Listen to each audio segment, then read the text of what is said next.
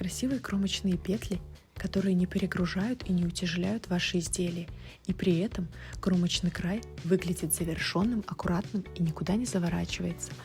В начале ряда снимаем кромочную петлю с левой спицы на правую и сразу делаем накид на правую спицу от себя. Далее вяжем свой узор.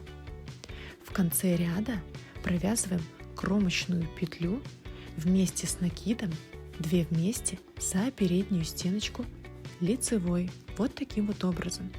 Вот такой красивый кромочный край у нас получается.